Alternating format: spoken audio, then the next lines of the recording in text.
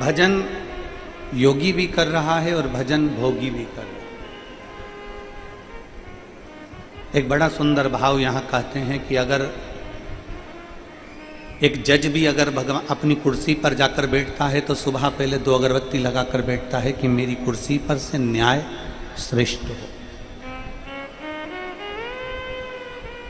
एक डॉक्टर भी अगर अपनी कुर्सी पर जाकर बैठते हैं तो वो 2 अगरबत्ती लगाकर बैठते हैं कि मेरे हाथ से अगर कोई मरीज मेरे पास में आया है तो वो ठीक होकर जाए। एक व्यापारी भी 2 अगरबत्ती लगाकर अपनी दुकान पर बैठता है कि मैं व्यापार करूं तो बाबा आप कृपा करना। छोटे से छोटा व्यक्ति से लेकर बड़ा सा बड़ा व्यक्ति भी 2 अगरबत्ती भगवान को लगाता है। अब ये तो सब श्रेष्ठ श्रेष्ठ हो गए कि जिन्होंने अगरबत्ती लगाई। अब विपरीतता में लीजिए, एक डाकू भी डाका डालने जाता है तो वो भी 2 अगरबत्ती लगाकर चले जाता है।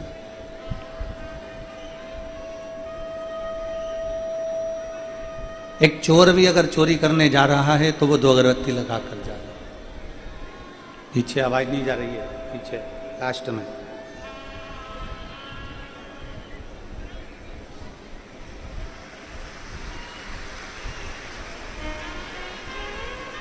योगी भी भगवान की भक्ति में डूबा हुआ है और भोगी भी भगवान की भक्ति में डूबा हुआ है।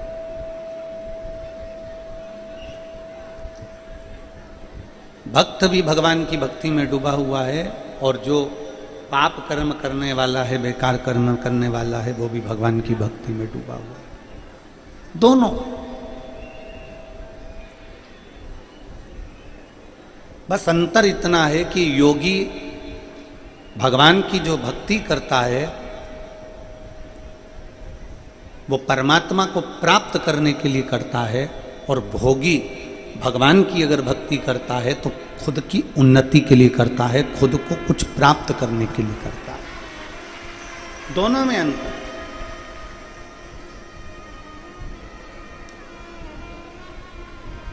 दोनों में अंतर है और दोनों अंतर शिव महापुराण की कथा कहती है कि भगवान के सम्मुख में जब भी जाना, मेरे बाबा के सम्मुख में जब भी जाना, मेरे शंकर के सामने जब भी जाना, पहला प्रयास करना कि सर्वे भवन्तु सुखी, सब सुखी रहें,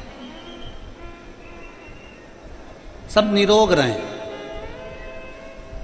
भगवान के पास में जाना तो सबसे पहली प्रार्थना तुम्हारी यह होना चाहिए कि विश्व का कल्याण।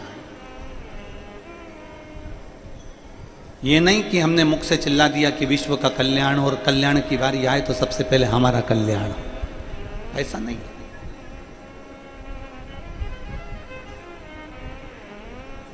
पर कई बार कई स्थिति में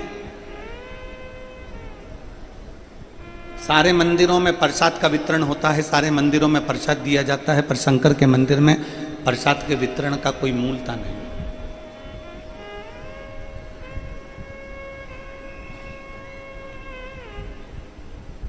क्योंकि प्रसाद देने वाला अगर खड़ा होगा, प्रसाद बांटने वाला अगर कहीं पर होगा, तो वो ये प्रसाद बांटते समय उसके स्मरण में आ जाएगा कि ये मेरा अपना है तो उसको ज़्यादा दे देगा, कोई पराया है तो उसको कम दे देगा। और सबके यहाँ ऊंचा नीचा चल सकता है। सारे देवताओं के पास में ऊंचा नीचा चल सकता है, पर महादेव के पास में शंकर भगवान को तो दक्ष प्रजापति ने श्राप दिया था, शिव मैं तुझे श्राप देता हूं कि तू शमशान में निवास करेगा। शमशान का मतलब है जहां पर अमीर भी जाएगा तो बांबू पर जाएगा, गरीब भी जाएगा तो बांबू पर जाएगा, अमीर भी जाएगा तो बांस पर जाएगा, गरीब भी जाएगा तो बांस पर जाएगा, अमीर भी जाएगा तो घास पर जाएगा, गरीब भी जाएगा तो घास पर जाएगा, अमीर भी जाएगा तो सफ़ेद कपड़े में जाएगा, गरीब भी जाएगा तो सफ़ेद कपड़े में जाएगा। जहाँ जाकर सबकी शान सम हो जाती है उसका नाम शमशान है, जहां शिव का निवास है।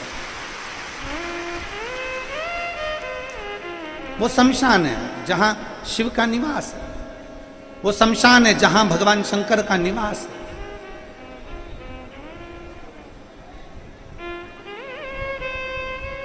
सबके यहां पर ऊंच नीच हो सकती है, पर शिव के दरवाजे पर कोई ऊंच नीच नहीं।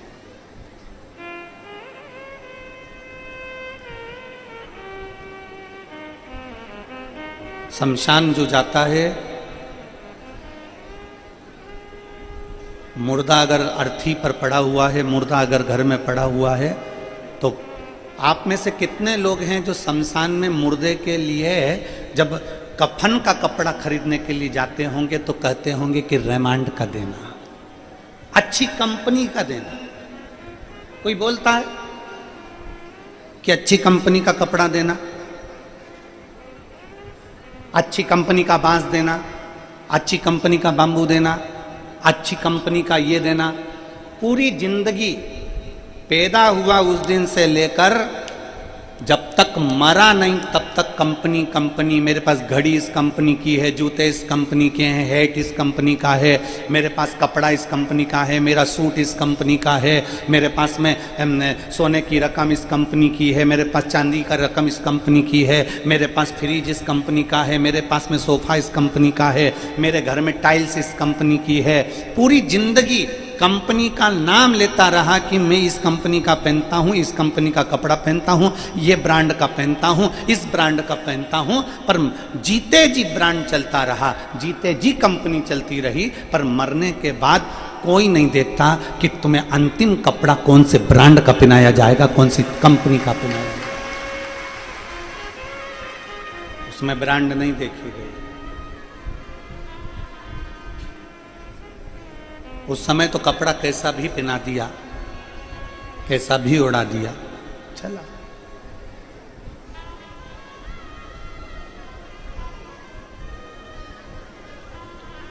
किसी भी कंपनी का मरने पर कफन में जेब नहीं होती,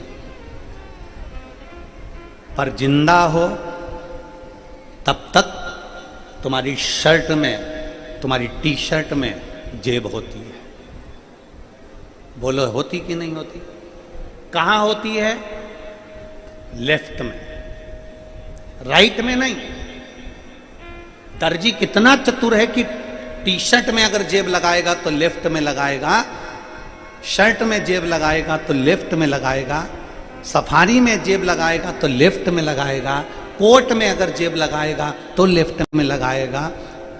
उस दर्जी को पूछो कि उसने लेफ्ट में जेब क्यों लगाई है, क्योंकि उसको मालूम है लेफ्ट में दिल होता है। अगर कहीं तुझे बेलपत्र मिले, प्रसाद मिले, गीता जी मिले, रामायण जी मिले, कुछ अच्छा मिले, तो उसको लेफ्ट वाली जेब में रख लेना, तो दिल के करीब में रहेगा, दिल के करीब।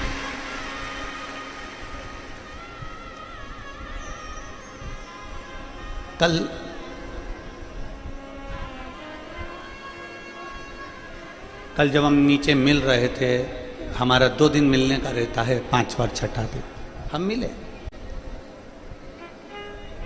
तो कल हम मिल रहे थे, तो उसमें मिलने में चौथा 5वां दिन जो हमारा मिलने का क्रम रहता है, तो उसमें हमने मिलते हुए एक माँ ने बहुत अच्छा प्रश्न किया, गुरुजी आपकी कथा में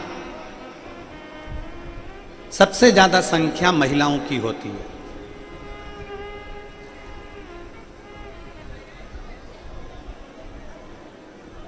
सबसे ज्यादा संख्या माताओं की होती है।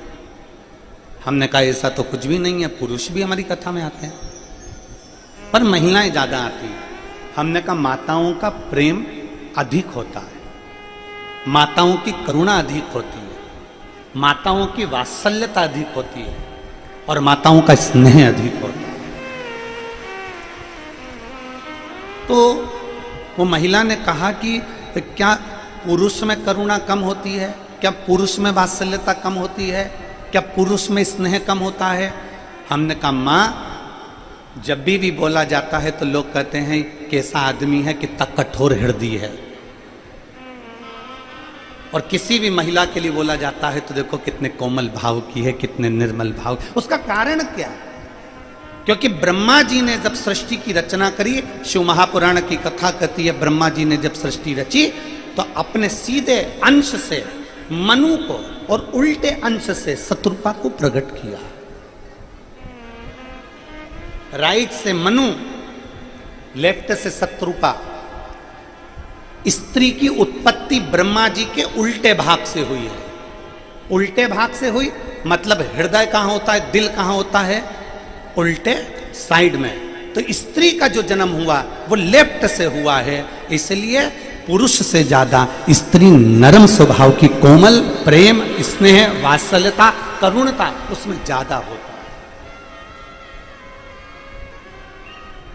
अपने पति के प्रति एक पति में जितना स्नेह स्त्री के प्रति नहीं, उतना स्त्री का, पत्नी का प्रेम पति के प्रति ज्यादा होता है।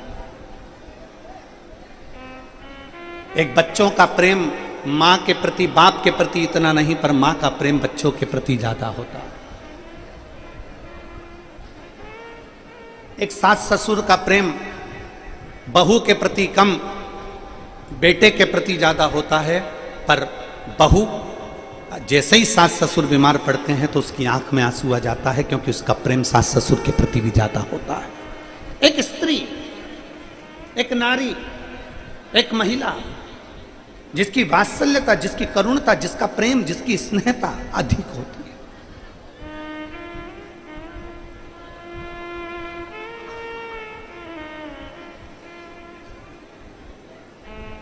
कितना भारत की भूमि पर जितने भी व्रत हैं, जितने भी तप हैं, जितने भी साधना हैं, कोई व्रत पुरुषों के लिए नहीं बनाया गया, कोई व्रत पुरुष के लिए नहीं कहा गया। जितने भी व्रत मेरी माताएं करती हैं, तीज का व्रत, छठ का व्रत, उपछठ का व्रत, हरताली का व्रत, छोटी तीज, सतुआ तीज, जितनी पूजन माताएं निमाड़ी की पूजन करती हैं। कई मारवाड़ी माताएं निमाड़ी पूजती हैं, कोई सतुआ का पिंड बनाती हैं, कोई पिंडा बनाकर पूजन करती है, कोई बड़ी तीज करती है, कोई छोटी तीज करती है, कोई हरताली का तीज करती है, कोई छठ करती है, कोई उपछठ करती है, कोई चतुर्थी करती है, कोई अनेक व्रत होते हैं। सारे व्रत जितने भी बनाए गए हैं वो सारे व्रत महिलाओं के लिए कहे। क्यों? नारी के लिए क्यों? उसका वर्णन केवल इतना है कि नारी, स्त्री अपने लिए कभी व्रत नहीं करती। स्त्री अगर तीज का व्रत कर रही है तो पति के लिए कर रही है कि इनकी उम्र अच्छी हो, करवा चौथ का व्रत कर रही है तो पति की उम्र अच्छी हो, संतान सप्तमी का व्रत कर रही है तो मेरे बच्चे अच्छे रहें, 16 सोमवार कर रही है तो मेरा परिवार अच्छा रहे, संकट सोमवार कर रही है तो मेरा परिवार अच्छा रहे, पशुपति व्रत कर रही है तो मेरा परिवार अच्छा रहे। जितने भी व्रत माताएं करती हैं वो खुद के लिए नहीं करती। भारत की माँ, भारत की स्त्री, भारत की नारी जो भी करती है वो अपने पूरे परिवार के लिए करती है कि सर्वे भवन्तु सुखिनः। भारत की नारी सबके हित के लिए करती है कि सब सुखी रहें, सब आनंद में रहें।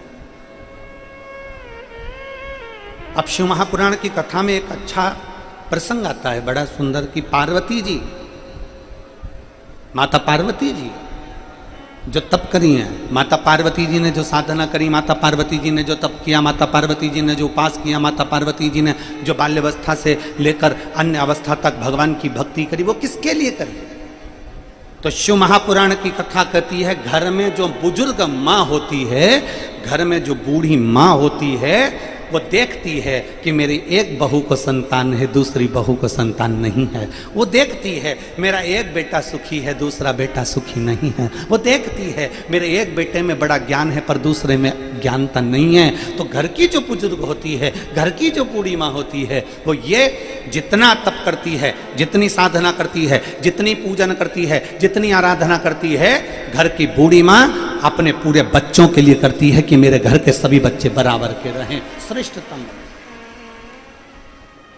मेरी माता पार्वती जी जितने व्रत कर रही हैं, जितना मेरे माता पार्वती जी तप साधना कर रही हैं, जितना मेरी माता पार्वती जी व्रत साधना उपास कर रही हैं, वो सब संपूर्ण विश्व के कल्याण के लिए, संपूर्ण विश्व। और मैंने तेरे ही भरोसे बाबा, तेरे ही भरोसे हवा बिच उड़ती जावांगी, बाबा डोर हत्तो छड़ी ना मैं कट्टी जावांगी, भोले में तेरी शंभो में तेरी पतंग, हवा बिच उड़ती जावांगी, बाबा डोर हत्तो छड़ी ना मैं कट्टी जावांगी। संपूर्ण विश्व के कल्याण, संपूर्ण जगत के उद्धार के लिए। एक सुंदर प्रसंग आता है कि शिव के करीब में जाना, शंकर के पास जाना, शंकर के नजदीक में जाना, शिव के करीब में जाना, देवादिदेव महादेव के पास में जाना, तो मांगने से पहले 50 बार विचार करना। मांगने से पहले 50 बार विचार करिएगा। शिव के करीब में अगर जाओ तो मांगने से पहले विचार करिए। शंकर भगवान मेरे शिव अपने भक्त का चेहरा देखकर पहचान जाते हैं कि इसकी जिंदगी में सुख कितना है और दुख कितना। अपने भक्त का मुख देखकर पहचान जाते हैं कि इसकी जिंदगी में कितना सुख कितना दुख है। क्या करुणा करेगा। हमारे यजमान डॉक्टर शिवराज नांदेड़कर जी, उनकी धर्म पत्नी आज सुबह पूजा के समय पर उनकी आंखों में अश्रु था। कल उनकी माता की आंख में भी अश्रु था। तो हम पूछ लिए कि क्या कारण है जो आपकी आंख में आंसू है। कहा गुरुजी, टीवी पर आपकी कथा सुनते थे और आसन लगाकर बस बेलपत्र चढ़ाते चढ़ाते बाबा से कहते थे कि बाबा एक दिन आप घर जरूर आना। विनय करते थे, निवेदन करते थे। एक बार स्वप्न में भी बाबा ने ऐसी कृपा करी कि ऐसा लगा कि आप शिव पुराण कथा करने के लिए हमारे घर में विराजमान हो। और आज मेरे भोलेनाथ ने ऐसी कृपा कर दी कि उस स्वप्न को सत्य कर दिया। बाबा की ये कृपा है।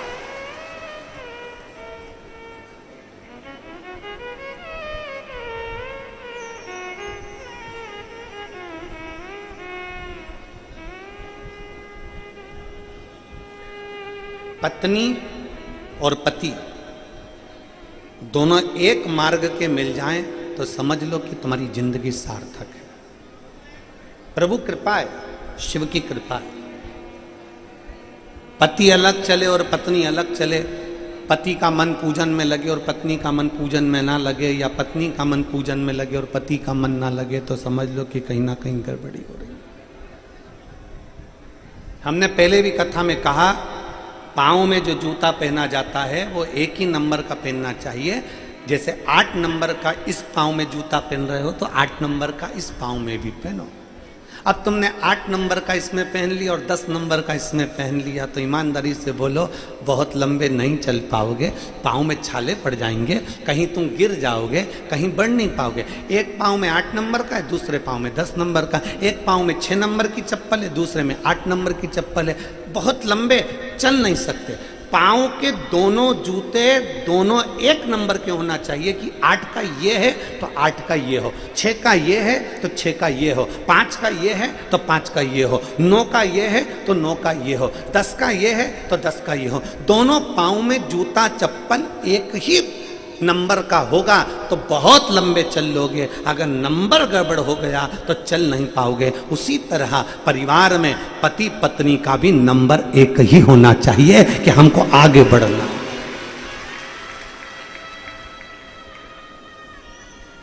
पत्नी अगर भगवत भजन करने वाली है तो पति भी भगवत भजन करने वाला हो। पति अगर भगवत भजन करने वाला है तो पत्नी भी भगवत भजन करने। एक कथा आती है श्रवण कुमार जी की।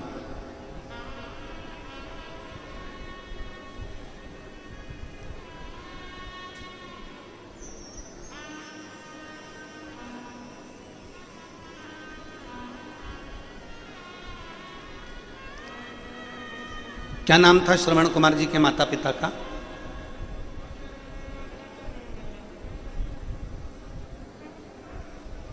शांतिन मुनि सुहांगी। कई जगह पर उनका नाम लिखा हुआ है शांतनु और ज्ञानवती। श्रवण कुमार जी के माता पिता शांतिन मुनि सुहांगी। किसी किसी जगह पर उनका नाम लिखा हुआ है शांतनु और ज्ञानवती।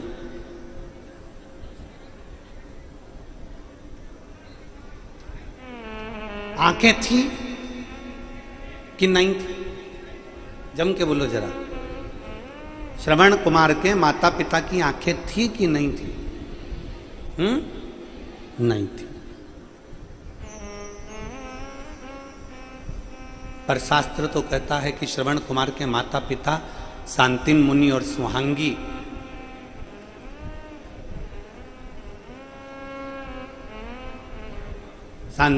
शांतनु और ज्ञानवती, इन दोनों की आंखें थी। दोनों शिव की भक्ति करते थे, दोनों शंकर की आराधना करते थे। शांतनु और ज्ञानवती दोनों शिव की आराधना में लगे रहते थे। इनका पल पल शिव के लिए होता था, पल पल शिव के लिए होता था। दोनों शंकर भगवान की भक्ति में लीन रहते। प्रतिदिन शिवालय जाना, शंकर की भजन करना, पूजन करना, अर्चना करना, सेवा करना लगे रहते।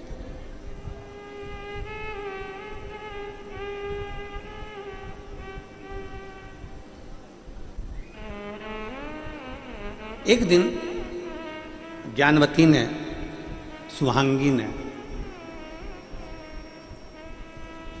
अपने पति से कहा कि हमारी अवस्था ढलती चली जा रही है और हमारे यहाँ संतान का सुख नहीं है, हमारे यहाँ औलाद नहीं है,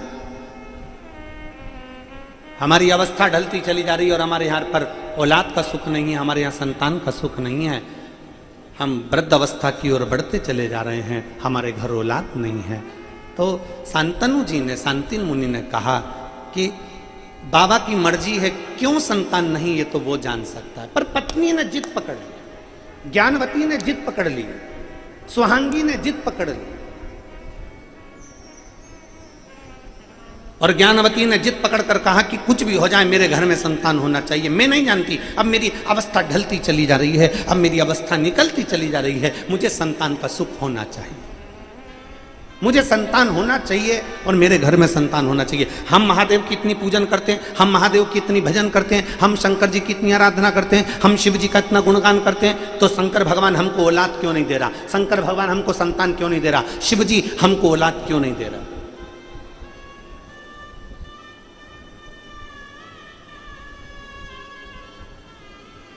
आप में से कई माताएं बैठी है, कई मेरी जीजियां, कई मेरे जीजा, कई मेरी बहनें, कई मेरे बेटा, कई मेरी माताएं, कई मेरी बेटियां यहां पर बैठी हुई हैं। मैं आपसे निवेदन करूंगा, आप शिव जी के मंदिर में 1 महीना, 2 महीना, 3 महीना, 4 महीना, 5 महीना, 1 साल, 1.5 साल, 2 साल जल चढ़ाते रहे, चढ़ाते रहे, चढ़ाते रहे।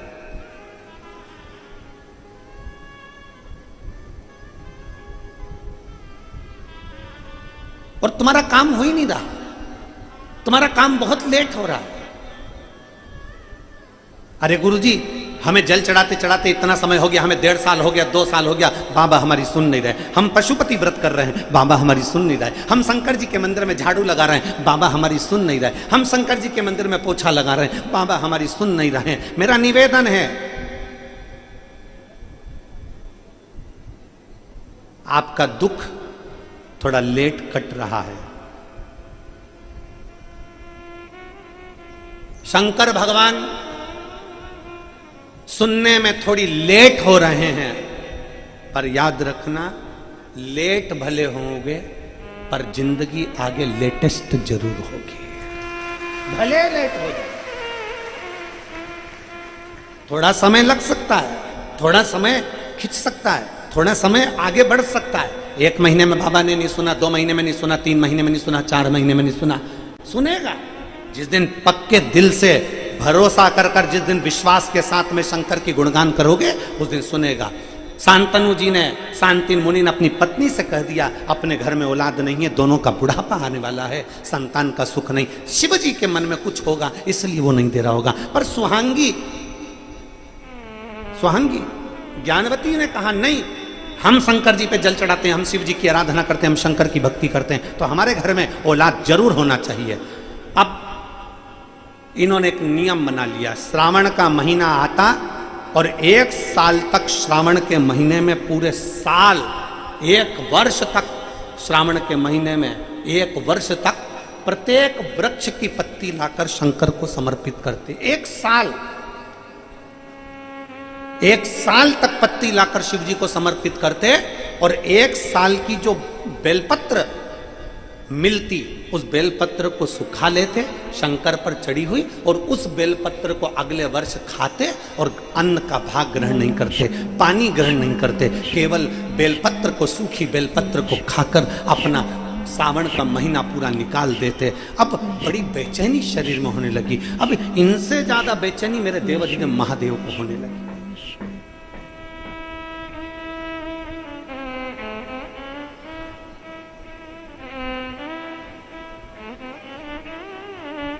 घर में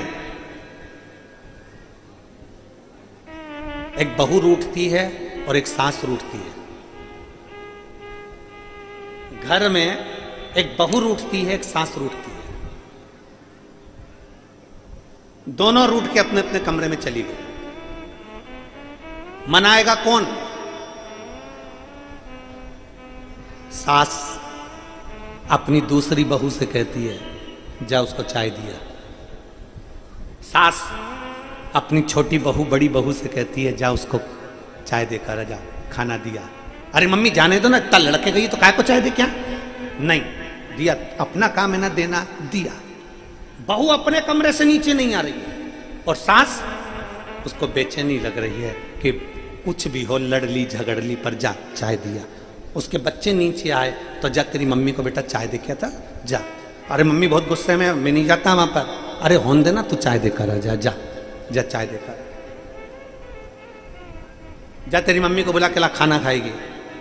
सास अपने कमरे से निकल नहीं रही है क्योंकि वो आएगी फिर लड़ाई हो, क्या मतलब, तो इसको खाना खा लेने दो, अपन अपने कमरे में। कौन मना रहा है, कौन साध रहा है, कौन कह रहा है? घर का जो बुजुर्ग है, घर का जो बूढ़ा है, घर का जो बड़ा है, घर का जो बयो है, सबसे पहले झुकना वो जानता है कि मुझे मेरे परिवार को लेकर चलना है, मुझे मेरे परिवार को लेकर चलना है, मुझे मेरे परिवार को साथ देना है, मुझे मेरे परिवार को लेकर चलना है। सबसे पहले साधना, सबसे पहले वो घर का बुजुर्ग झुकने का प्रयास करता है। व्रत रखा शांतिन मुनि और सुहांगी ने, शांतनु और ज्ञानवती ने व्रत रखा। ऐसा व्रत, उस व्रत में बेलपत्र जो सूख जाती है साल भर की, उसको इकट्ठा कर कर चूर्ण बनाकर पत्ती को पा रहे हैं, पर कुछ खा नहीं रहे, कुछ नहीं खा, केवल पत्ती को पा रहे, केवल, और कुछ। बेचैनी मेरे शंकर भगवान को हो गई, बेचैनी मेरे शिव जी को हो गई। शंकर भगवान को जब बेचैनी हुई तो भोलेनाथ जी ने पार्वती से कहा, पार्वती देखो ये शांतिन मुनि और सुहांगी कितना तप कर रहे हैं, कितनी साधना कर रहे हैं, कितनी तप साधना में डूबे हैं। पार्वती जी ने पूछा भोलेनाथ जी से, ये काय के लिए तप साधना कर रहे हैं? भगवान शंकर ने कहा ये तो पता नहीं काय के लिए कर रहे हैं, पर इतना जरूर जानता हूं कि इनके घर में औलाद नहीं है, संतान नहीं है, तो संतान के लिए तप साधना कर रहे हैं। संतान के लिए? हाँ, तो संतान के लिए तप साधना कर रहे हैं, तो आप जाकर संतान क्यों नहीं दे देते? भगवान शंकर मुस्कुरा दिए, पार्वती को कोई उत्तर नहीं दिए। पार्वती एकदम स्तुप्त हो गई, शिव जी की मुस्कुराहट को देखकर एकदम स्तुप्त हो गई कि मेरे नाथ आज मुस्कुरा रहे, जब देने का समय आया तो मुस्कुरा रहे, क्यों? शिव जी ने कुछ जवाब नहीं दिया, मौन होकर बैठ गए। दोनों पति पत्नी शांतिन मुनि और सुहांगी श्रवण कुमार के माता पिता दोनों तप साधना में लग गए। रोज मंदिर जाते, रोज आराधना करते, रोज तप साधना करते, कुछ नहीं खाते। एक दिन आखिरी पल बचा था और सुहांगी चक्कर खाकर नीचे गिरने वाली थी। शांतिन मुनि शांतनु भी नीचे गिरने वाले थे। ज्ञानवती और शांतनु दोनों जब नीचे गिरने वाले थे, तभी मेरे देवाधिदेव महादेव उस शिवलिंग में से सम्मुख में प्रकट हो गए। उस शिवलिंग में से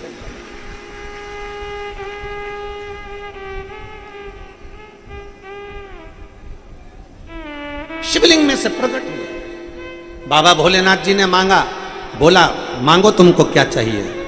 शांतिन मुनि और सुहांगी देख रहे थे, शांतनु और ज्ञानवती देख रहे थे। सम्मुख में देवाधिदेव महादेव खड़े थे, बड़े प्रसन्न चित्त थे। दोनों ने एक साथ कहा कि हमको संतान चाहिए, हमारे घर में पुत्र नहीं है, हमारे को पुत्र चाहिए, हमको पुत्र दे दो, हमको पुत्र दे दो। भगवान शंकर मुस्कुराकर बोले, शांतनु जी, ज्ञानवती, शांतिन मुनि, सुहांगी, तुम्हारे घर में संतान का सुख नहीं है। मैं तुमको औलाद नहीं दे सकता, मैं तुम्हें पुत्र नहीं दे सकता।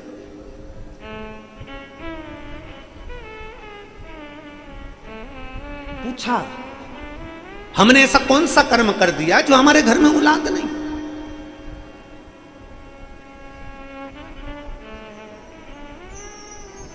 हमारे घर में औलाद का सुख नहीं, हमने कर्म कौन सा कर दिया? ऐसा क्या कर दिया हमने जो हमारे घर में औलाद का सुख नहीं है?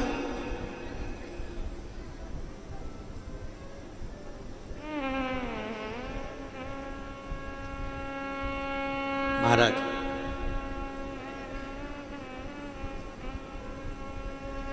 हम पहले भी कलकत्ता में कहे थे कि मत बुरे कर्म कर बंदे वरना पछताएगा।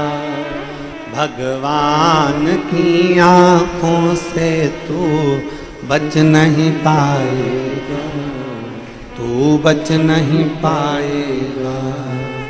अरे ओ अज्ञानी मत करना गानी, तेरे कर्म का फल भी तू ही पाएगा।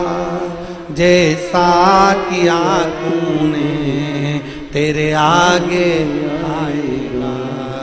मत बुरे कर्म कर बंदे वरना पछताएगा।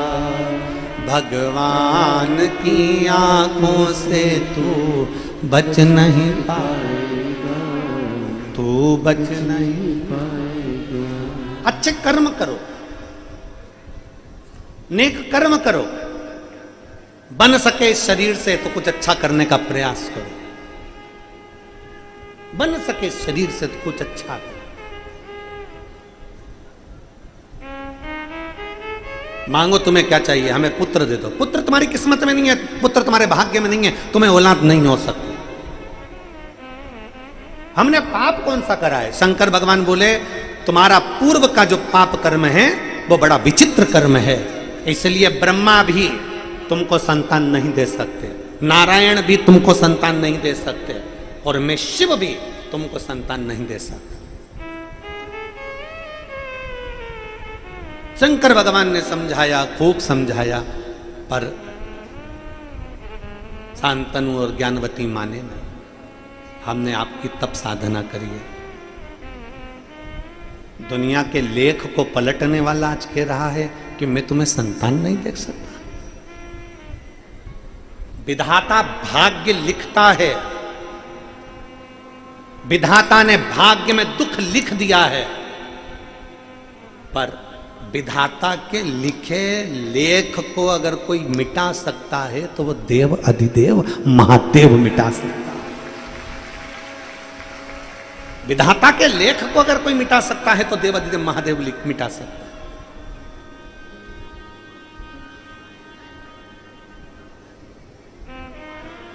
एक पत्र है,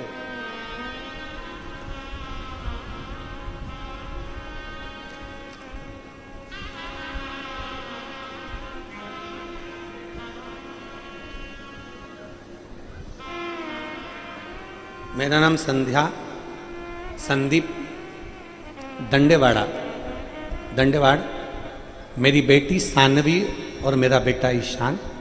मेरा गांव घुंघराला, तहसील नायगांव, खेड़ा, जिला नांदेड़। मैं अभी मुंबई में रहती हूँ। कहीं बैठी हो तो हाथ हिला सकती हैं। आ जाइए, एक बेलपत्र ले जाना। अगर बच्चा आया हो साथ में तो उसको भी ले आइए। आया है क्या साथ में? ले आइए। मैं अभी मुंबई में रहती हूँ।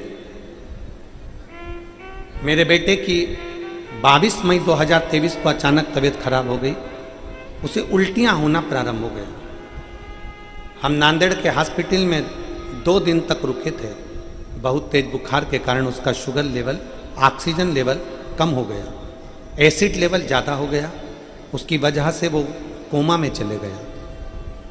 मेरा बेटा जब कोमा में चले गया तो डॉक्टर ने बोला कि बच्चे की बचने की उम्मीद सिर्फ 10%।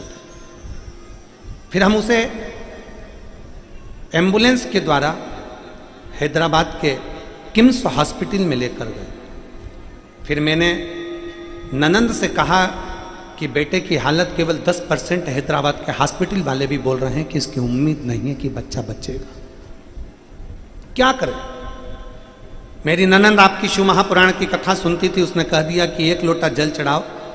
तो सियोर वाला महाराज कहता है कि शंकर पर चढ़ा हुआ जल कल ना कल बदलेगा जरूर। मेरी ननंद के कहने पर हॉस्पिटल में डॉक्टर अपना काम कर रहे थे और मैं ओम नमः शिवाय, शिव जी पे चढ़ा हुआ जल, भगवान शंकर का चढ़ा हुआ जल शिव जी को चढ़ाने लगी। देखते देखते देखते देखते उसका शरीर और ज्यादा बेकार हो गया। वेंटिलेटर पर पड़े हुए ही उसको डायलिसिस देना प्रारंभ कर दिया। अब वेंटिलेटर पर पड़े हुए ही उसको डायलिसिस जब दिया गया, 2 महीने तक मेरा बेटा वेंटिलेटर से नहीं उठा। अब डॉक्टर ने कह दिया कि अब और चांस, पहले तो 10% था, 5% इस बच्चे का चांस है बचने का, इसके सिवाय कोई चांस नहीं। अब तो कहीं उस प्रभु की लीला काम आ जाए। मेरी सहेली ने मुझे ये नहीं बताया कि वो शिव जी पे चढ़ा हुआ जल उसके शरीर पर लगा देना। मेरी सहेली ने ये नहीं बताया कि बेलपत्र चढ़ाकर लेकर आना। मैं भूल गई। मेरी सहेली बोली जरूर थी कि शिव जी को जल चढ़ा, वो जल उसको दे, पर मैं कैसे देती क्योंकि वो वेंटिलेटर पर था। मैं कैसे उसको बेलपत्र देती क्योंकि वो वेंटिलेटर पर था। अब मैंने अपनी सहेली से बात करी और सहेली बोली, क्या तू जल लाकर उसको चढ़ा लगा रही है? क्या बेलपत्री लाकर उसके पलंग के पास रख रही है? मैंने मना कर दिया। तब मेरी सहेली बोली कि तू एक काम कर, शंकर पर चढ़ा हुआ जल लेकर उसको दे। तो मैंने कहा कि वो वेंटिलेटर पर जल कैसे दूं? डॉक्टर मना कर रहे हैं, उसके पास जाने नहीं देते। तो कपड़ा गीला कर कर ले जा, उसके शरीर पर थोड़ा सा टच कर देना। बेलपत्री ले जा, छुपाकर धीरे से उसके तकिए के नीचे या गद्दे के नीचे रख देना। मैंने 3 दिन तक लगातार शंकर पर चढ़ा हुआ जल अपने साड़ी के रुपट्टे से उसको गीला कर लिया और सीधे हॉस्पिटल चली गई। मैंने डॉक्टर से विनय करी कि मुझे मेरे बेटे से मिलने दो। बेटे के शरीर पर मैंने वो गीला अपना रुपट्टा थोड़ा सा टच कर दिया और बेलपत्र लाकर नीचे रखी। कुछ देर बाद मेरे बेटे के शरीर में हलचल होना प्रारंभ हो गई और जैसे ही हलचल होना प्रारंभ हो गई, धीरे धीरे धीरे धीरे करते करते ऐसा समय निकलता निकलता 2-3 महीने हो गए और मेरा बेटा अब धीरे धीरे अपने शरीर में उसके प्रभाव आना प्रारंभ हुआ। गुरुदेव, मेरा पूरा परिवार श्री शिवाय नमस्तुभ्यम का जाप करता, बाबा को नमन करता और डॉक्टर भी आश्चर्य कर रहे हैं कि ये कैसे हो सकता है कि जिसके बचने के 5% चांस हो, जिसको वेंटिलेटर पर डायलिसिस चल रहा हो, वो कैसे बच सकता है। पर बाबा की कृपा से आज मेरा बेटा ठीक हो गया और बाबा की ऐसी कृपा हुई। डॉक्टर ने एक नली लगाई थी जो डॉक्टर ने कहा था कि 6 महीने तक रहेगी, पर बाबा के जल से 5 दिन में वो नली भी निकाल दी गई और मेरा बेटा ठीक हुआ। मैं उसको पंडाल में लेकर आई। शिव तत्व है। बेटे का फोटो भी लगाया गया है। शिव तत्व है। एक विश्वास जब हमारे भीतर आ जाता है, एक भरोसा। और देखो इसमें एक बात सबसे बड़ी है, डॉक्टर भी लगे हैं साथ में। और हमने पहले भी कथा में कहा कि डॉक्टर शंकर का एक रूप है। डॉक्टर बोले कि आप जांच कराओ पहले जांच कराओ, डॉक्टर बोले ये कराओ, पहले वो कराओ, और जो भी कुछ कराओ डॉक्टर के कहने से सब कुछ करो, पर डॉक्टर के कहने से सब कुछ करते करते जो भी कराओ उसमें शंकर का नाम लेते जाओ, तो डॉक्टर और शिव दोनों उसको पार कर सकते। हम पहले भी कथा में कह चुके हैं कि डॉक्टर शंकर का एक रूप होता है, शिव भी औषधि देते हैं और डॉक्टर भी औषधि देते हैं। डॉक्टर भी त्रंबक है और शिव भी त्रंबक है। डॉक्टर अगर कोई औषधि देता है तो हमारी शिव पुराण कहती है कि वो शंकर का एक रूप माना जाता है कि मेरा ओघड़दानी, मेरा शिव, मेरा त्रिकालदर्शी, मेरा कैलाशी, मेरा अविनाशी, मेरा शंकर आज डॉक्टर के रूप में बैठकर औषधि प्रदान कर रहा है। शिव का एक रूप डॉक्टर होता है। वो कह रहा है जांच करा लो, जांच करा, वो कहे दवाई खाओ, दवाई खाओ, उस दवाई में तुम्हारा विश्वास होना चाहिए। डॉक्टर जो दवा दे रहा है उसमें तुम्हारा भरोसा होना चाहिए। और शिव पुराण तो भरोसे की तो है ही। शिव पुराण में है क्या? विश्वास। रामचरितमानस में तुलसीदास जी ने लिख दिया शंकर विश्वास रूपिणो। आवाज गूंज रही है, शंकर विश्वास रूपिणो। रामचरितमानस में भी शिव के लिए कहा गया कि शिव विश्वास है, शंकर भरोसा है। और मेरे बाबा दया करना, मैं तेरे भरोसे। सब बोलिए, मेरे बाबा दया, मैं तेरे भरोसे। ना घर के भरोसे हूँ, ना परिवार के भरोसे हूँ, ना घर के भरोसे हूँ, ना परिवार के भरोसे हूँ। मेरे बाबा दया करना, मैं तेरे भरोसे हूँ। भोले बाबा दया करना,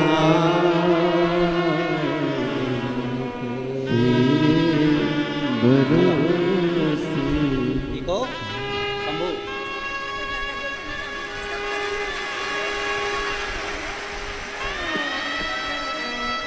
प्रणाम करो, प्रणाम करो, प्रणाम करो।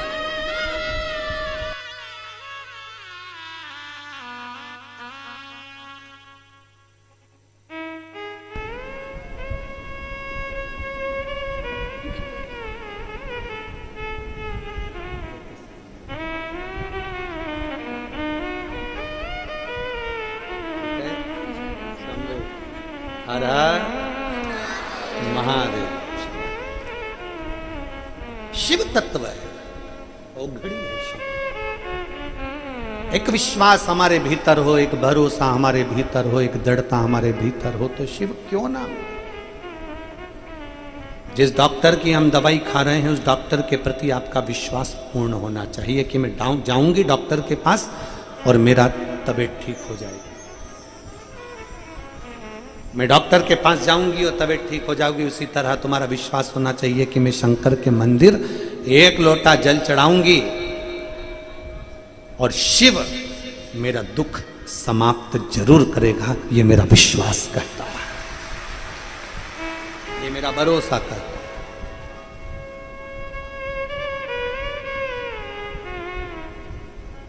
दृढ़ता,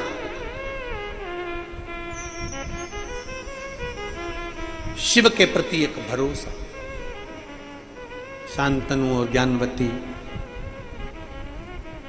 विधाता अगर भाग्य लिखता है तो शांतनु और ज्ञानवती कह रही है कि महादेव विधाता के लेख को भी पलट देता है। अब इस माँ से पूछो जिस माँ ने लिखा कि डॉक्टर ने 5% कह दिया था कि अब नहीं बचना है, इसमें मुश्किल, दवाई असर नहीं कर रही।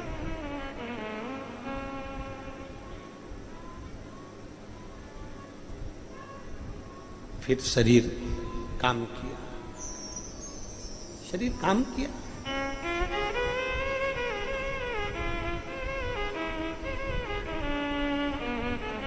भीतर शिव के प्रति भरोसा को जागृत करिए।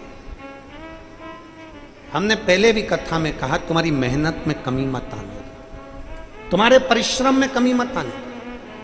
किसी कंपटीशन एग्जाम में बैठ रहे हो, डॉक्टरी की तैयारी कर रहे हो, इंजीनियर की तैयारी कर रहे हो, सीए की तैयारी कर रहे हो, चाहे जज की तैयारी कर रहे हो, चाहे जिस पढ़ाई को तुम कर रहे हो और जिस एग्जाम को तुम दे रहे हो, उसको 4 गुना अपनी मेहनत को बढ़ाओ, 4 गुना उस मेहनत उस लगन को बढ़ाओ कि मुझे ये पार करना। मेरे राम जी महाराज ने लंका पर चढ़ाई करने के लिए सब कुछ किया, समुद्र की आराधना करी, उपासना करी, विनती करी, विनय करा, ये करा, वो करा, सब कुछ करा। आखिरी में देख लिया कि ये समुद्र ऐसे पार होने वाला नहीं है, तब उन्होंने शंकर भगवान के शिवलिंग की आराधना करी, रामेश्वर धाम की स्थापना करी और फिर विचार कर लिया कि अब सेतु बांध जाए, और सेतु बांध कर पार हो गए। महाराज, थोड़ा परिश्रम तुम्हारा हो, थोड़ा परिश्रम, कुछ मेहनत हाथ की, बाकी कृपा भोले नाथ की। आपकी मेहनत और शिव की कृपा, ये दोनों सुख प्रदान करते हैं, आनंद प्रदान करते हैं, सुखता देते हैं, आनंदता देते हैं, दोनों। और मेरे बाबा दया करना, मैं तेरे भरोसे, शंभू बाबा दया करना, मैं तेरे भरोसे। एक विश्वास के साथ, इतनी संख्या में जगह नहीं है, इतना बड़ा ग्राउंड में जगह जगह लोग बाहर, जितने लोग ये पंडाल के अंदर बैठे हैं उतने दुगने लोग बाहर बैठे हुए हैं। इतना इतना भक्त शिव पुराण की कथा में आए हैं। मैं चैनल वालों से भी निवेदन करूंगा, आस्था वालों से, कि दर्शन कराएं इनका भी, कि इतनी लगनता से, इतनी विश्वास से आप शिव महापुराण की कथा में पहुंचे हो, तो ये हमारा विश्वास करता है, ये हमारा भरोसा करता है कि आप में से आधे से ज्यादा लोगों के पत्र, महाराष्ट्र की जो श्राद्ध पक्ष में कथा है, 26 सितंबर से 2 अक्टूबर तक, नंदगांव, नासिक, महाराष्ट्र में जो कथा है, आपके आधे से ज्यादा पत्र वहां मिलेंगे, ये विश्वास करता।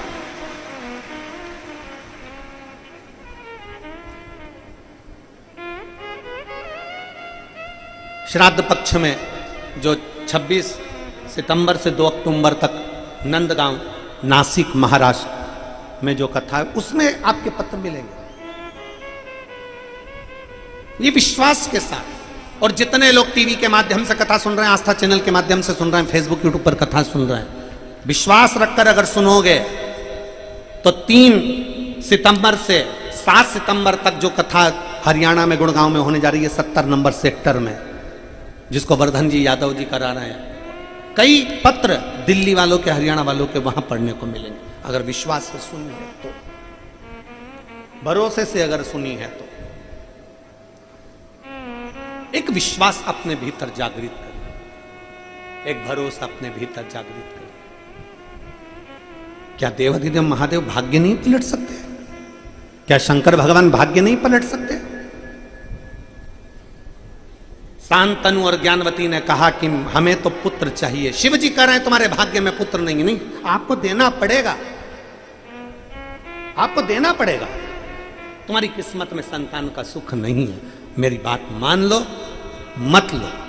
शंकर भगवान ने डराने के लिए कह दिया, जब वो माने नहीं तो कह दिया, देखो तुम्हारी किस्मत एक ऐसी है, तुम्हारा भाग्य कैसा है, अगर तुम्हारे घर में बेटा जन्म लेगा तुम उसका मुख नहीं देख पाओगे, आंखों से दोनों अंधे हो जाओगे।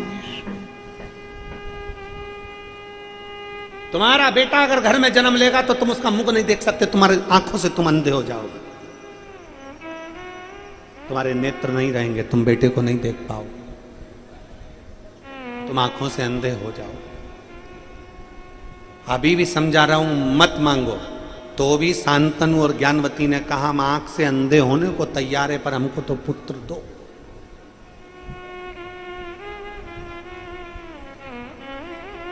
तो पुत्र चाहिए, हम आंख से अंधे होने को तैयार हैं। शिव जी ने कहा तथास्तु, आगे आपकी मर्जी। शंकर जी गए, गर्भ ठेरा, ज्ञानवती के गर्भ से जैसे ही बेटे ने जन्म लिया, दोनों माता पिता आंख से अंधे।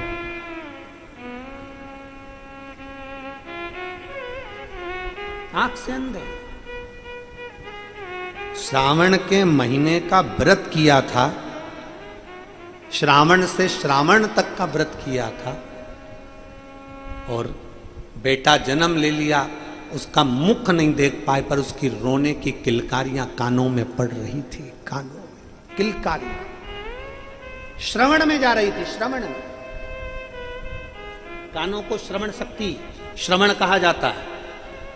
बेटे का मुख नहीं देख पाए, पर उसकी आवाज, उसकी किलकारियां, उसके रोने की आवाज उनके कानों में श्रवण में पड़ रही थी, इसलिए उन्होंने अपने बेटे का नाम श्रवण कुमार रख दिया, अपने बेटे का नाम।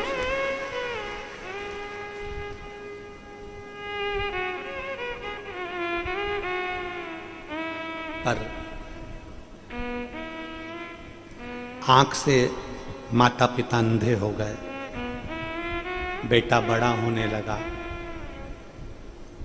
शंकर पर चढ़ाया गया जल और शिव की करी हुई स्तुति का फल क्या होता है अब नजर आएगा। माता पिता अंधे हो गए, माता पिता अंधे हो गए, पर बेटा जो धीरे धीरे बड़ा हुआ, जो माता पिता जब तक अंधे नहीं थे तो शंकर की जो पूजन करते थे, उसका फल ये हुआ कि बेटा अंधे माता पिता की सेवा करने वाला हुआ। पूरे भारत में, विश्व में आज भी श्रवण कुमार का नाम। सेवा का फल मिलता जरूर है, पर अब धीरे धीरे धीरे धीरे सेवा कम होती जा रही है। आप खुद देखो, जितने यहाँ बैठे हैं, मेरी जीजियाँ बैठी हैं, मेरे जीजा बैठे हैं, मेरी बेटियाँ, मेरे बेटा, मेरी माताएं, मेरे भाई बैठे हैं, जितने आस्था चैनल पर सुन रहे हैं, जितने फेसबुक यूट्यूब पर सुन रहे हैं, आप सबसे एक प्रश्न करूंगा, आप उत्तर देना। आपके दादाजी, आपके दादाजी ने उनके माँ बाप की जितनी सेवा करी, आपके दादाजी ने उनके माँ बाप की जितनी सेवा करी, उतनी सेवा आपके माता पिता, आपके दादा दादी की नहीं कर पाए। आपके माँ बाप ने जितनी सेवा अपने माता पिता की करी, आपके दादा दादी की जितनी सेवा करी, आपके माता पिता ने उतनी आज के बच्चे अपने माँ बाप की नहीं कर पाएंगे। आने वाला समय ऐसा है, आपने जितनी सेवा अपने माँ बाप की करी, उतनी आपकी औलाद आपकी नहीं करेगी, और धीरे धीरे धीरे धीरे धीरे फिर उसकी औलाद उसकी उतनी नहीं करेगी जितनी तुम करे हो, फिर उसकी औलाद और कम करेगी, फिर उसकी औलाद और कम करेगी, और एक दिन ऐसा आएगा कि कोई औलाद अपने माँ बाप की सेवा नहीं करेगी। इसलिए निवेदन है, आज से संकल्प लो कि हम अपने माँ बाप की सेवा ज्यादा करेंगे, तो आने वाली पीढ़ी भी धीरे धीरे सेवा के क्रम में जुड़ती जाएगी। सेवा कम होती जा रही है। दादा की, परदादा की सेवा जितनी हमारे दादाजी ने करी, हमारे दादा दादी इतने सख्त थे, इतने स्ट्रिक्ट थे, उनकी सेवा सास कहती थी ये, तुरंत ससुर कह देते ऐसा। हाँ, आपको सुनाते हैं कई लोग कहानी, तो आप लोग सोचते हैं ऐसा हो सकता था। फिर धीरे धीरे हाँ, हमारी सास इतनी, उन्होंने अपने सास ससुर की बहुत सेवा करी, हमारी सास ने इतनी सेवा करी, ऐसी सेवा करी, पर उनकी सास तो बहुत करती थी। अब हमारी सास से जितना मना उतना करा। अब उनकी जो बहू आई, भैया जितनी सास ने करी उतनी बहू नहीं कर सकती। फिर उससे नीचे जो बहू आई, उस जितनी उसकी सास ने करा उतना नहीं कर सकेगी। धीरे धीरे धीरे धीरे धीरे धीरे माता पिता की सेवा कम होती चली जा रही है, और वो सेवा एक दिन शून्य पर आकर खड़ी हो जाएगी। इसलिए आज से नियम बनाओ कि सेवा में कमी मत आने देना, तो आने वाली पीढ़ी भी सेवा में कमी नहीं आने देगी। ये निश्चित है, वो बड़ा चालू है।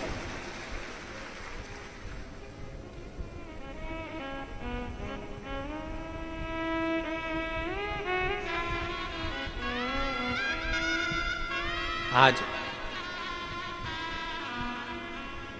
माता पिता की सेवा कम हो रही है, और घर में कुत्ता की सेवा ज्यादा हो रही है।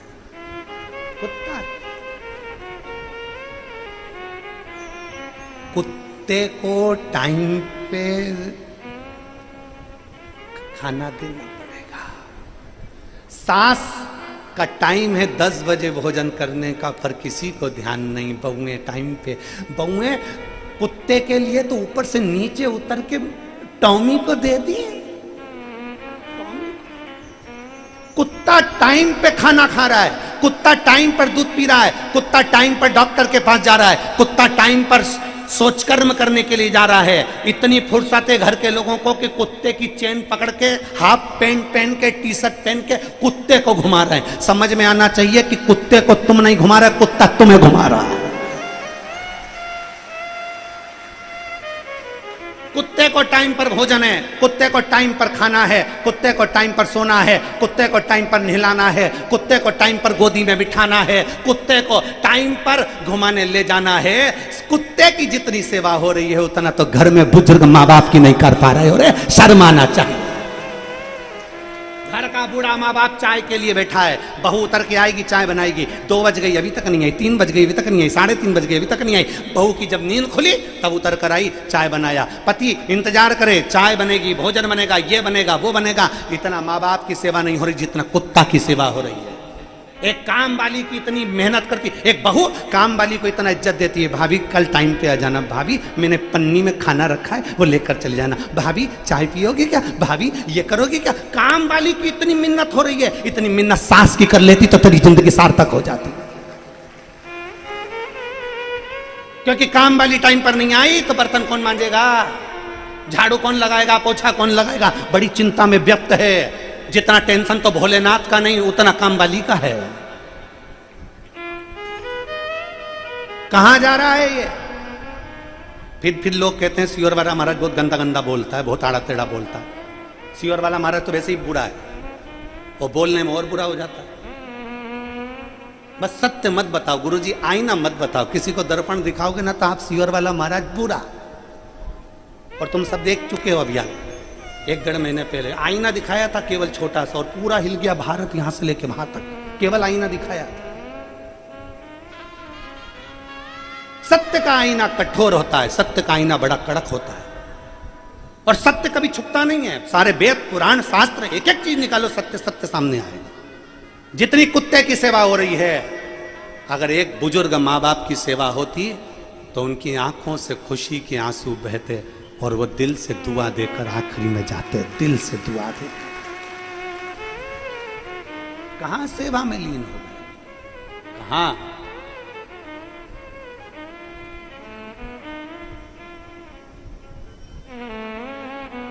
घर के बूढ़ों को देख लो और बुजुर्गों को देखकर अपने मन में ये विचार कर लेना कि एक दिन तुम्हारा भी ऐसा ही आने वाला है। तुम तो फिर भी अपनी सास को रोटी और चाय दे रही हो, आने वाली मैडम तुम्हारे छोरे की बहू मुंबई और पूना से नहीं आएगी, फ्लैट में लेके तुमको लेट कर देगी। ये चिंता में मत रहना कि आ जाएगी, उसको भी फुर्सत नहीं और उसको भी फुर्सत नहीं। अपना नांदेड़ बहुत अच्छा है जीजी।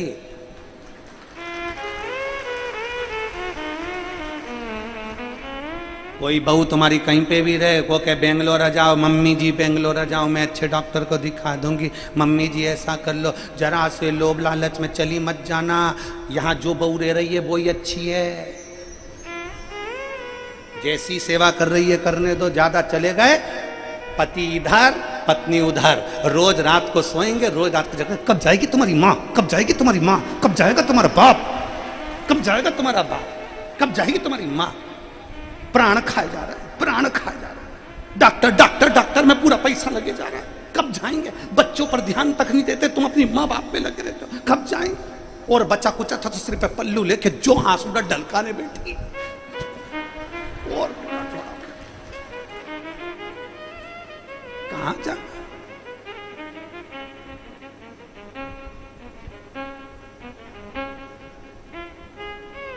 अरे भाई, मेरी जितनी बहुएं बैठी हैं ना, आप तो बहुत अच्छी सेवा कर रही हो अपनी सास की, बहुत अच्छी। मेरी जितनी बहुएं टीवी पर कथा सुन रही हैं, जितनी मेरी बहुएं टीवी के सामने बैठकर कथा सुन रही हैं और पंडाल में सुन रही हैं, आप अपने सास ससुर की बहुत अच्छी सेवा कर रही हो। बस इतना याद रखो कि अपने बच्चों को भी सेवा का क्रम बनाओ, क्योंकि तुम्हारा बेटा पढ़ लिख जाएगा, उसकी बहू भी पढ़ी लिखी आएगी, तो जितनी तुमने सेवा करी उतनी तुम्हारी बहू नहीं कर पाएगी। इसलिए आज से ये संकल्प लो कि अपने बच्चों को सेवा के क्रम में संस्कारवान बनाएंगे, जिससे हमारी पीढ़ी अच्छी निकलती है, हमारी पीढ़ी अच्छी निकले, हमारा आने वाला समय अच्छा निकले, हमारा आने वाला समय, हमारा आने वाला कल अच्छा निकले, श्रेष्ठतम हो। धीरे धीरे घट रहा है। पहले जो दादा दादी ने सेवा करी, उनके बच्चों ने सेवा करी, फिर उनके बच्चों ने सेवा करी, वैसी सेवा आज कोई नहीं कर पाता। और आज अपन जितनी कर रहे हैं उतनी अपनी औलाद नहीं कर पाएगी, फिर उनकी औलाद नहीं कर पाएगी। कहाँ सेवा हो पाती है? बोलो बोलो, ईमानदारी की बात बोलो। जीजियों बैठे हो, सब समझदार हो, सब पढ़े लिखे हो, विचार करना कि आने वाली पीढ़ी जब तुम्हारी बहू बहू की बहू फिर आएगी तो उसकी कौन सेवा करने वाला है? उनकी कौन सेवा करेगा? आज तो तुम कर रहे हो, आज तो तुम फिर भी अपने माँ बाप को संभाल रहे हो, अपने सास ससुर को संभाल रहे हो, सेवा कर रहे हो। और जितनी सास यहाँ बैठी है, जितने ससुर बैठे हैं, बहुत अच्छे से अपनी बहू को सम्मान दो। क्यों? क्योंकि इतनी उम्मीद नहीं थी जितनी वो तुम्हारी सेवा कर रही है ना, उतनी भी बहुत है। और उसमें भी अपनी इच्छा रखो कि मेरी बहू बहुत अच्छा कर रही है। थोड़े में संतुष्ट हो। दूसरे की बहुओं को मत देखो कि वो बहू ने ऐसा करा, वो बहू ने वैसा करा। ना, हमारी बहू है, बहुत अच्छी है, उसके बराबर कोई नहीं है। जितना कर रही है अच्छा कर रही है, जो कर रही है बहुत ठीक कर रही है। हमने कितना करा, वो जो कर रही है अच्छा कर, उसमें अच्छा ही देखो। हम दूसरे में अच्छा ही देखने जाते हैं और अपनी जिंदगी बिगाड़ लेते हैं। हमारे पड़ोसी की यहाँ 4 व्हीलर गाड़ी आ गई, पत्नी पति से कह रही जाओ जरा तुम भी लो। पति बोला कैसे लूं तू बता। लोन ले लो, लोन ले, कर्जा कर्जा कर्जा कर्जा कर्जा कर्जा, कर्जा में फ्लैट, कर्जा में गाड़ी, कर्जा में सब कुछ। और एक दिन कर्जा कर्जा कर्जा सबके लिए कर गया और आखिरी में चला गया। अब नीचे वालों के पास बैंक वाले आए, तुम चुकाओ, तो हमारे पास तो कुछ ही नहीं, जिसने लिया था वो तो गया, अपने पास क्या बच्चा। इसलिए कर्जा कर्जा कर कर कर तुम्हारे लिए आखिरी में चले जाओ, क्या मतलब। इसलिए भगवान अगर धन दे, भगवान अगर संपदा दे, भगवान अगर थोड़ी सी धन संपदा तुमको दे, तो एक बाबा से प्रार्थना करना कि एक धन हमको भी ऐसा देना जैसे आज ये श्री नांदेड़कर जी और पातेवर जी जो ये कथा करवा रहे हैं। लगभग 20,000 से 30,000 आदमी रोज भोजन कर रहा है और प्रतिदिन कथा का रसपान कर रहा है।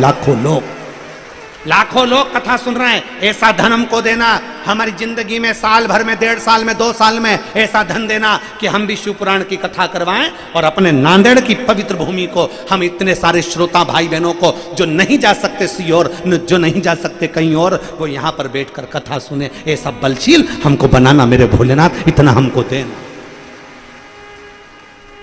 शिव अगर कृपा करे तो उससे विनती करा करो कि बुद्धे, शंकर पर चढ़ाया गया जल कहां काम आया। माता पिता अंधे हो गए, दोनों अंधे हो गए, दोनों के पास में नेत्र नहीं थे।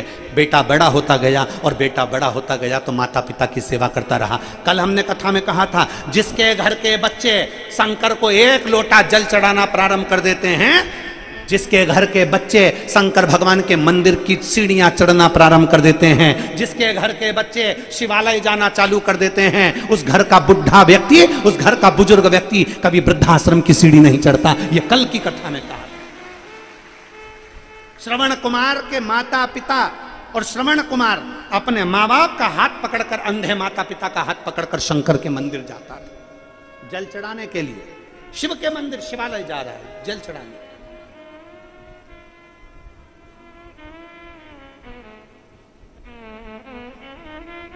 और धीरे धीरे श्रवण कुमार बड़े हो गए, शादी हो गई, घर में बहू आ गई। बहू तो आ गई पर बहू अंधे माँ बाप की सेवा नहीं करना चाहती थी। उसने मना कर दिया, मैं इस परचम में नहीं पढ़ूंगी, मैं तुम्हारे माँ बाप की सेवा नहीं करूंगी। श्रवण कुमार ने कहा, ये मेरे माता पिता की आंख क्यों गई है तुम्हें मालूम है? किसके लिए गई है? श्रवण कुमार कह रहे हैं अपनी पत्नी से, मेरे माँ बाप की आंख नेत्र किसके कारण गए? पत्नी ने पूछा किसके कारण? श्रवण कुमार कह रहे हैं तुम्हारे पति के कारण। मेरे माँ बाप ने वर मांगा था कि मेरे को बेटा हो जाए, तो शंकर जी ने कहा था बेटे का मुख नहीं देख पाओगे, अंधे हो जाओगे। तो भी मेरे माँ बाप कहने लगे कि मैं अंधा हो जाऊं पर मुझे पुत्र दे दो। और माँ बाप ने अपनी आँख अपनी औलाद के लिए गंवा दी। और मैं औलाद अगर इस अवस्था में अपने माँ बाप को छोड़ दूं तो जिंदगी बेकार है। एक माँ और एक बाप सिलाई कर कर कर काम कर कर कर बच्चे की जिंदगी बनाते हैं, औलाद की जिंदगी बनाते हैं। और औलाद माँ बाप का एहसान भूल जाए तो समझ लेना वो औलाद नहीं। श्रवण कुमार से सीखो, वो कहते हैं कि माँ बाप ने मेरे लिए अपनी आंखें गंवा दी, माँ बाप ने मेरे लिए अपनी आंखें गंवा दी, माता पिता ने अपने नेत्र गंवा दिए, मैं अपने माँ बाप को नहीं छोड़ सकता। तो धर्म पत्नी बोलती है कि मुझे छोड़ना पड़ेगा। इतने में मैं पत्नी से कहते हैं श्रवण कुमार मैं तुझे भी नहीं छोड़ सकता, क्योंकि तू अपने माँ बाप को छोड़कर आई है, तूने मेरे लिए अपना घर छोड़ा है, मैं तुझे कैसे छोड़ सकता हूँ। तो पत्नी बोलती है फिर तुम निर्णय लो। श्रवण कुमार ने हाथ जोड़कर निर्णय लिया, शंकर के सामने अपनी पत्नी से कहा मेरे माँ बाप जिंदा हैं तब तक मैं इनकी सेवा कर लेता हूँ, जिस दिन मेरे माँ बाप चले जाएंगे मैं तुझे मायके में तुझे लेने के लिए आ जाऊंगा, जब तक तू मायके में रह ले। पत्नी ने कहा ठीक है। पत्नी मायके चली गई, श्रवण कुमार अपने घर में। माँ बाप से पूछा, माता पिता से, बाबा अब तुम्हारी वृद्ध अवस्था बहुत ज्यादा हो गई है, तुम क्या चाहते हो? माता पिता बोलो कि हमने बेटा निर्णय लिया था कि सारे तीर्थ का दर्शन करेंगे, 12 ज्योतिर्लिंग करेंगे। बाबा हमारा मन है, हम वहां दर्शन करना चाहते हैं, हम दर्शन करना चाहते हैं। हमारा मन हमारा चित्त है कि हम दर्शन करें।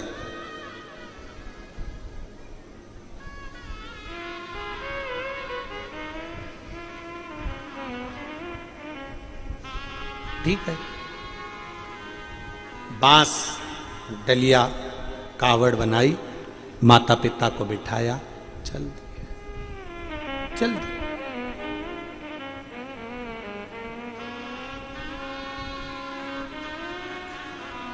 और जो चले, माता पिता को कावड़ में बिठाकर श्रवण कुमार आनंद के साथ शिव स्तुति करते करते चल दिए। और फिर निवेदन है, फिर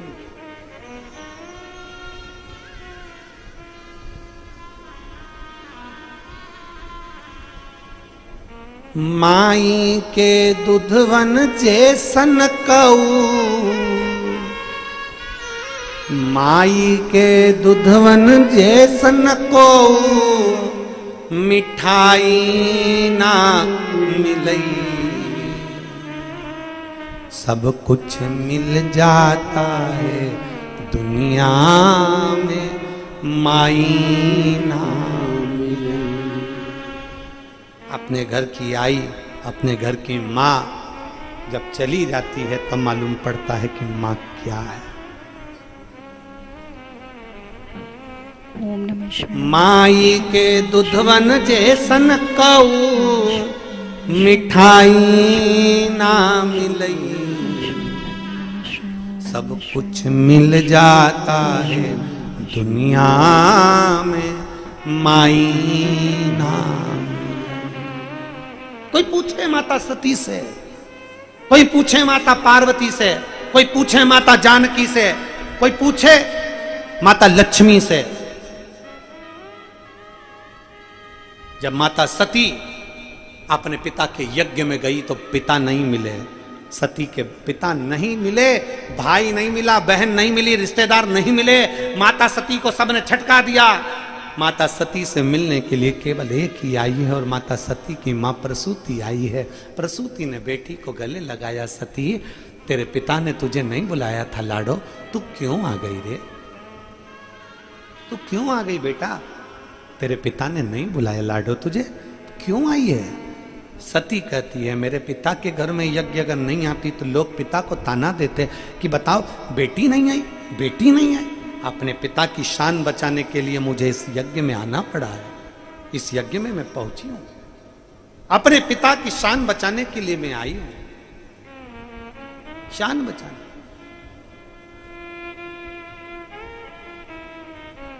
कई बेटियां हैं, इस पंडाल में भी बहुत बेटियां बैठी हैं ऐसी।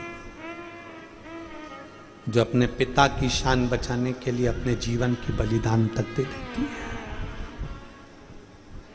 मैं अपने पिता की शान बचाने के लिए यहां पहुंची। तू क्यों आई बेटा, क्यों आई लाडो? मत आना था, तेरे पिता ने तुझे नहीं बुलाया था, अपमान होगा तेरा।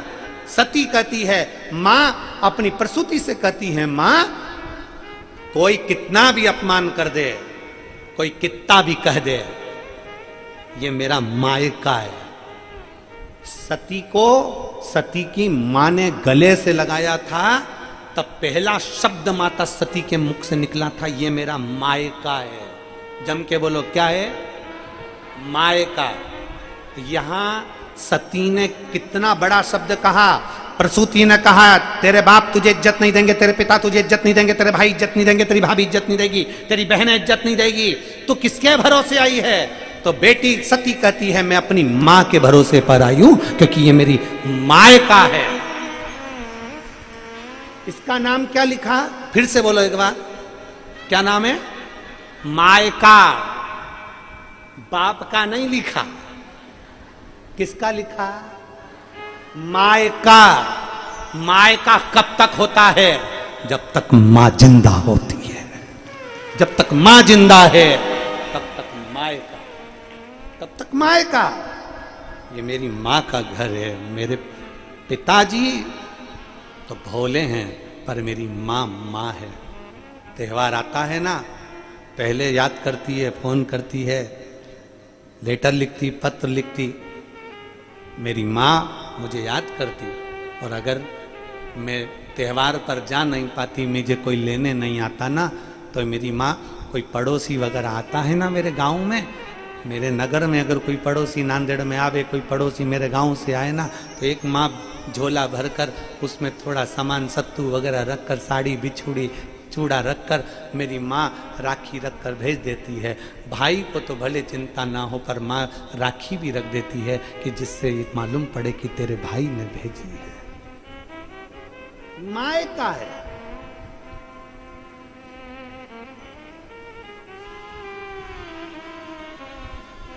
एक पुरानी कथा, पहले की कथा यूट्यूब पे डली होगी, अशोक सुंदरी शिव महापुराण की कथा।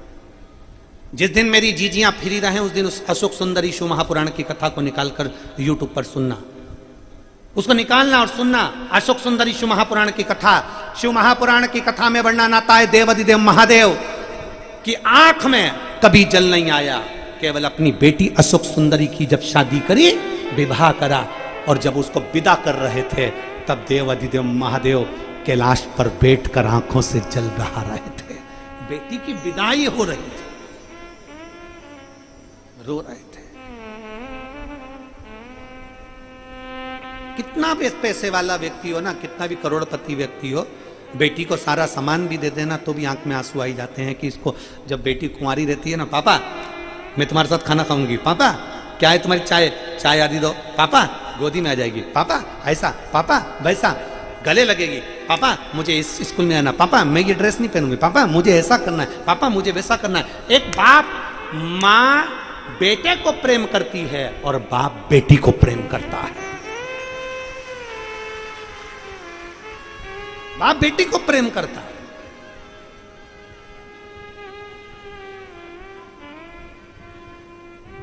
और कैसो अमीर साहूकारो म्हारा, बाबू में बेटी धरी ना जा। कैसो अमीर साहूकारो म्हारा, बाबू बेटी धरी ना।